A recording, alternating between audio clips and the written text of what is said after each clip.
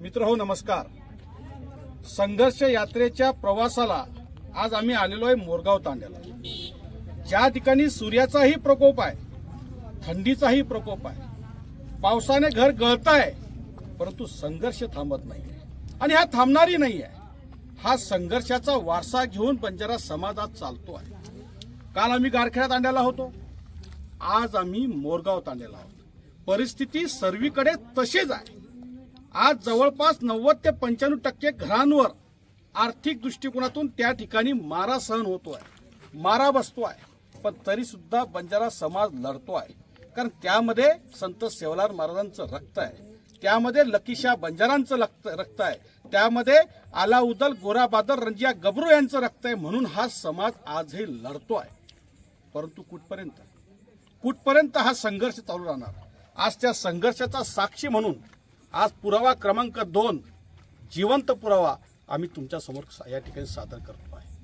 आज आम्ही मोरगाव तांड्याला आलेलो आहोत आणि या मोरगाव तांड्याच्या या सर्व ज्येष्ठ श्रेष्ठ सरपंच वगैरे नायक कारभारी हसाबी नसाबींशी आम्ही त्या ठिकाणी चर्चा करताना एक प्रकर्षाने जाणवलं की शतकानुशतके हा समाज प्रवास करतोय, शतकानुशतके हा समाज संघर्ष करतोय, शतकानुशतके हा ऊस तोडीला जातोय, त्या ठिकाणी वीट भट्टीवर जातोय, लाकडं तोड्याला जातोय।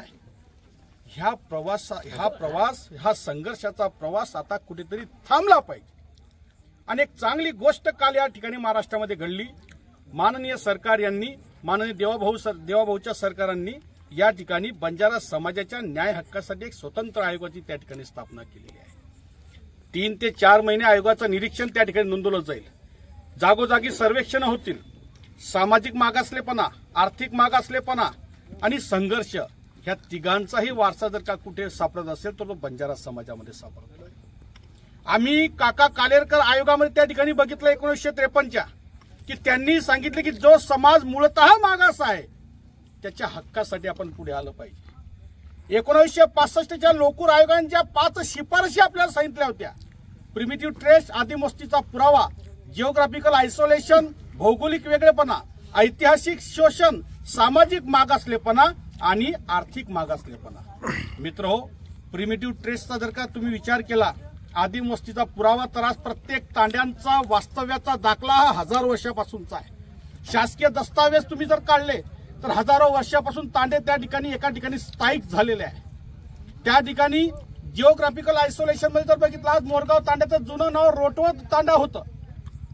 एक रोटवत नावाचं गाव पुढे आहे, त्या गावापासून 3 ते 4 किलोमीटर अंतरावर या ठिकाणी रोटवत तांडा म्हणजे आता याचं नामकरण मोरगाव तांडा असं झालेलं आहे। सामाजिक मागासलेपणा, इतर समाजापेक्षा त्या ठिकाणी दूर असलेला हा समाज आहे। आर्थिक मागासलेपणा ज्याचा जिवंत पुरावा आम्ही दाखवतोय। या 4-6 ट्रॅक्टरवर सर्व संसार घेऊन आमचा हा समाज आता त्या ठिकाणी संघर्षाच्या यात्रेला निघालेला आहे। त्या ठिकाणी मन हेलावताय, डोळ्यात अश्रू आहे, परंतु तरी सुद्धा फक्त मजबुरीच्या नावाखाली, आर्थिक परिस्थितीच्या नावाखाली आपल्याला त्या ठिकाणी आता चालत जायचं आहे।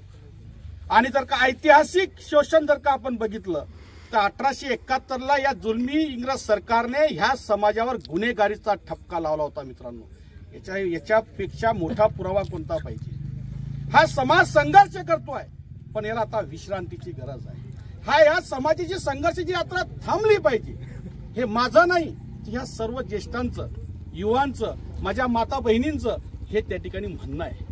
आज आम्ही मोरगाव तांड्यामध्ये आलेलो आहोत आणि ज्या वेळेला आम्ही आता यांना काही प्रश्न विचारू, त्या प्रश्नाचं उत्तर ऐकून सुद्धा तुमच्याही डोळ्यामध्ये अश्रू येतील। कारण ही अश्रूची यात्रा थांबली पाहिजे।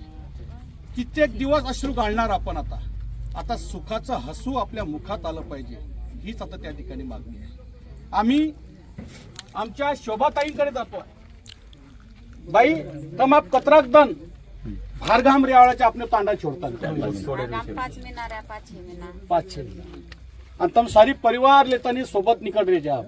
परिवार कोणती पपऱ्या घर शिक्षण परिवार दी परपऱ्या घर रे। बघा, मी प्रत्येक वेळेला सांगतोय, आज त्या लहान मुलांची काय चूक आहे? ज्यांचे आई वडील आता 6 महिन्यापर्यंत त्यांच्यापासून दूर राहणार, ऊस तोडीला जात आहे, त्या लहान मुलांच्या 2 लहान मुलांची काय चूक आहे? मित्र, हा संघर्ष थांबला पाहिजे। ही वेदना थांबली पाहिजे, याकरिता आम्ही त्या ठिकाणी आयोगाच्या शिफारशी घेऊन तर आलोच आहोत. 1000 पानांचे पुरावे आमच्याकडे आहे, 1000 पानांचे. परंतु हा जिवंत पुरावा आहे. 2 लहान मुलांना घरी ठेवून ही आई त्या ठिकाणी आता ऊस तोडीला निघालेली आहे. पण ये जो तमाबा होता जाए हो तो वो तमार कामेर रूपरेषा कशी रहो. तुमने कितना बजे उठना पड़ा? 4 बजे उठना पड़ा था हमें. 4 बजे उठना पड़ेगा. तो 4 बजे उठाने पर तुम वो तो 7-8 उड़ने जाओगे, पर दिन भर 7-8 उड़े आवरा था होती जाता है 10-11 बजे तक. ओके. और बादे पण घर आओ समजा, पण बाटी नको जो. बघा, अन्नाचा संघर्ष, जगण्याचा संघर्ष, राहण्याचा संघर्ष. आता हे तिथे जात आहेत मित्र हो ऊस तोडीला. हे काही कोणत्या बंगल्यात किंवा घरात राहायला जात नाहीये. शेताच्या जवळ एक छोटीशी झोपडी बांधतील. आज आपण आपल्या लहान मुलांना रात्री अंगणात जाऊ देत नाही की जा रे बाबा तिथे साप नाही येऊन जाईल, तू घरात ये. तिथे कोणता जनावर येऊन जाईल, तू घरात ये. परंतु यांची लहान लहान मुलं मित्र हो त्या शेतामध्ये झोपडी करून राहतात आणि त्या ठिकाणी त्यांचे आई वडील हे ऊस तोडायला जातात. अगर त्यांचा जीव त्या ठिकाणी गेला, आणि तो गेलाय. मोरगाव तांड्याची ज्यावेळेला मी चर्चा करत होतो त्यावेळेला अख्खच्या अख्खं कुटुंब त्या ठिकाणी समाप्त झालेलं आहे. अनेक जणांचा त्या ठिकाणी जीव गेलेला आहे. मग या जीवाला आता मोल आहे की नाही? आज आपल्या घरातला जर का एखादा प्राणी गेला तर आपल्याला त्या ठिकाणी दुःख वाटतं. ह्या घरातला तर साक्षात व्यक्ती जातो आहे मित्र, व्यक्ती जातो आहे. ही संघर्ष, ही वेदना थांबली पाहिजे आणि ही थांबणे गरजेची आहे. कारण की संविधान सांगतं कायद्यापुढे आम्ही सर्व समान आहोत. विश्वरत्न महामानव डॉक्टर बाबासाहेब आंबेडकरांनी सांगितलेलं आहे की सर्व समाजाला जगण्याचा हक्क आहे, सर्व समाजाला राहण्याचा हक्क आहे, सर्व समाजाला मूलभूत गरजांचा हक्क आहे. पण आज या मूलभूत गरजांपासून माझा बंजारा समाज दूर आहे मित्रांनो, शेकडो अंतरावर आहे. आणि ही परिस्थिती आम्ही त्या ठिकाणी दाखवतोय. 2 ते 3% समाजातील व्यक्ती साक्ष झाले असतील, ते व्यवस्थित असतील, एसी कूलरमध्ये झोपलेले असतील, परंतु त्यांनाही यांच्या वेदना कळतात. ह्या वेदना आपल्याला काही लोकांना घरात राहून कळणार नाही. ह्या अशा ग्राउंड लेवलला जावं लागेल तेव्हा ती कळेल. मी या ठिकाणी आमचा एक लहान मुलगा राधेश्याम आज त्याची शाळा सोडून तो त्या ठिकाणी ह्या ऊस प्रवासाच्या त्या ठिकाणी क्षेत्राला निघालेला आहे, प्रवासाला निघाला. राधेश्याम बेटा कतरीमची तू नवीमची पण अब तू 7 डोडेन 4 जी अब 4 महिना तू होतच दिस. शाळा छोडणूच पडे. बघा मजबुरी. राधेश्याम बोलला मजबुरीने शाळा सोडावी लागेल. काय दोष राधेश्यामचा?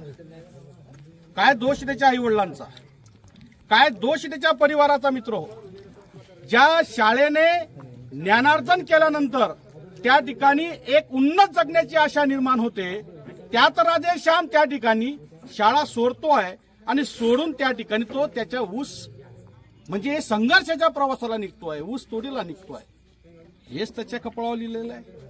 हे त्याच्या कपाळावरची रेषा बदलण्याचं काम आता आपल्याला करावं लागेल. मी माझ्या आमचा बंजारा समाज काका कालेरकर आयोगाच्या शिफारशी पाहतो. आमचा बंजारा समाज मंडल आयोगाच्या 1980च्या मंडल आयोगाच्या शिफारशी पाहतो. आमचा बंजारा समाज लोकूर आयोग 1965च्या शिफारशी पाहतो. आमचा बंजारा समाज इदाटी आयोगाच्या शिफारशी पाहतो. आमचा बंजारा समाज रेणके आयोगाच्या शिफारशी पाहतो. सुप्रीम कोर्टाच्या इंदिरा साहनी केसच्या शिफारशी पाहतो. हायकोर्टच्या माननीय हायकोर्टच्या शिफारशी आमचा समाज पाहतो आहे. एवढे 1000 पानांचे पुरावे आमच्याकडे आहे. सामाजिक मागासलेपण, ऐतिहासिक शोषण, त्या ठिकाणी संघर्षाची यात्रा असेल, त्या ठिकाणी वेदनेचा प्रवास असेल आणि त्या ठिकाणी प्रिमिटिव्ह ट्रेस असतील, जिओग्राफिकल आयसोलेशन मध्ये असेल, ह्या सगळ्याही पुराव्यावर समाज त्या ठिकाणी बसतोय, शिफारशीमध्ये तंतोतंत बसतोय. आणि हा जिवंत पुरावा. हे काही नाटक नाही आहे, हे काही खोटं नाही आहे. जे आहे ते फॅक्ट आहे. ह्या ठिकाणी सरपंच आहेत मोरगाव तांड्याचे. हे सर्व या ठिकाणी जिवंत पुराव्यासहित आम्ही घेतोय. म्हणून मी युवांना सांगतो, 5000 तांड्यातील माझ्या महाराष्ट्रातील 5000 तांड्यातील युवांना सांगतो तुम्ही असेच व्हिडिओ तयार करा. हे जिवंत पुरावे मित्र, जिवंत.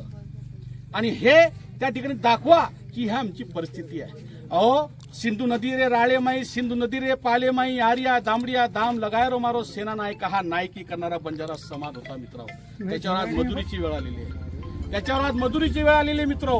आणि ही व्यथा आता संपली पाहिजे, ही वास्तविकता आता संपली पाहिजे. उद्याचं भविष्य त्या ठिकाणी आता पुढे आलं पाहिजे. चला मी तुम्हाला दाखवतो की ह्या ट्रॅक्टरमध्ये काय काय आहे, जगण्याचा संघर्ष कसा आहे. पण तत्पूर्वी आपल्या जिथल्या समाजातील आमच्या ज्येष्ठांविषयी, ज्येष्ठांनी जे काही विचार मांडताय की त्यांनी तो संघर्ष दशकानुदशके बघितलेला आहे, दशकानुदशके. आपलं नाम कहीं है? मिश्रीलाल भाई. मिश्रीलाल भाई, ये जो प्रवास चाल रहा है आज हम पहिल्यांदा आता आहे ज्या, पण तम तो ये वार्षिक दनेर देख रहे जो. खूब दनेर देख रहे थे हम. तरी कतरा दनेर देख रहे जो. कम से कम आज 65 वर्षेर उम्र है हमारी. हाँ. हम भी साटा छोड़ मिले चाहिए, समाज हमारो साटा छोड़े से ये सोई हमारे वाया नात्रा सुद्धा यही नहीं हमारे लोकुरे.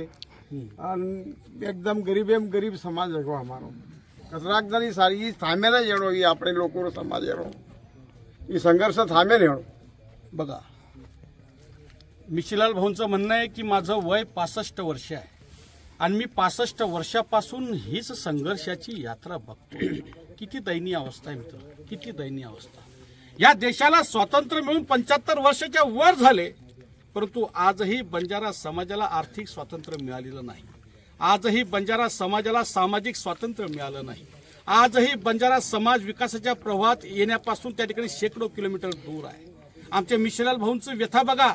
जर आम्ही ऊस तोडीला नाही गेलो तर आमच्या घरचं लग्न त्या ठिकाणी येणारं, जे आमच्या पुढच्या पिढीचं लग्न कसं होणार.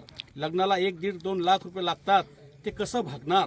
बघा, आज आपण काही लोक बघतो ते 2-3 पिढ्यांची व्यवस्था करून ठेवताय, पण माझा बंजारा समाज त्याच्या पुढच्या येणाऱ्या 2-4 महिन्याची व्यवस्था अशा संघर्षाच्या प्रवासातून करतोय.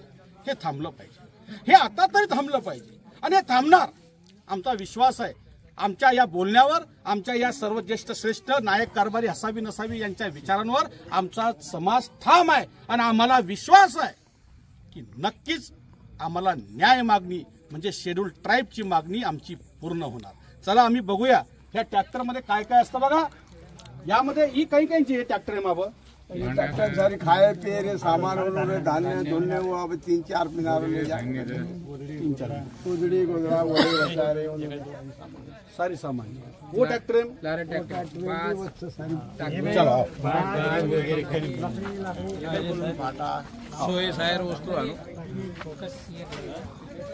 बघा.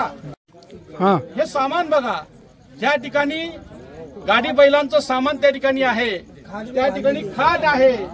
म्हणजे सगळा संसारच आपण त्या ठिकाणी घेऊन जातो.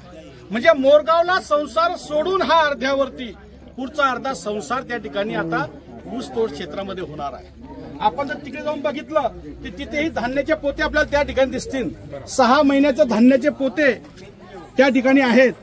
हे 6 महिन्याचं अन्नधान्य आहे, कारण हा अन्नाचा पण संघर्ष आहे, हा जगण्याचा संघर्ष आहे, हा जीवनाच्या मूलभूत गरजांचा संघर्ष आहे. या ठिकाणी आपण जर बघितलं, या ठिकाणी पेट्या पण आहे, लहान लहान पेट्या. मी एका लहान मुलाला सहज प्रश्न विचारला की या पेट्यांमध्ये काय आहे, तर तो काय म्हणाला असेल. बघा, आशीचा किरण, तर त्यामध्ये पुस्तक आहे. म्हणजे तो त्याच्या आईवडिलांसोबत संघर्षाच्या यात्रेला निघालाय, पण जीवन जगण्यासाठी त्याला माहिती की इथे मला ज्ञान पण घ्यावं लागेल. तो 6 महिने पुस्तकं सोबत घेऊन जातोय. पुस्तक ही खरी व्यथा आहे, ही खरी व्यथा आहे आणि ही वास्तविकता मित्र ही थांबली पाहिजे आणि ती थांबणार. माननीय सरकारने आयोग स्थापन केलेला आहे. त्या आयोगाच्या शिफारशी, त्या आयोगाचं निरीक्षण त्या ठिकाणी आता पुढे येईल आणि हा जिवंत पुरावा पुढे येईल. मोरगाव तांड्यासारख्या अशा हजारो तांड्यांमध्ये आपण जाणार आहोत, प्रत्येक ठिकाणचे जिवंत पुरावे दाखवणार आहोत. तोपर्यंत तुम्ही सोबत राहा आणि युवांनी असेच व्हिडिओ जिवंत पुराव्यासहित त्या ठिकाणी दाखवा. एवढं बोलतो, थांबतो. जय हिंद, जय सेवालाल.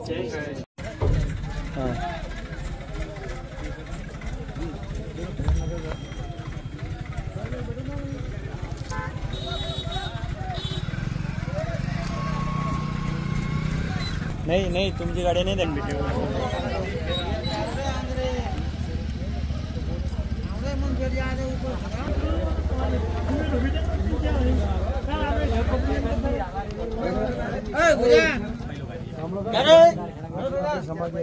हाँ पण वो तो थमार दिन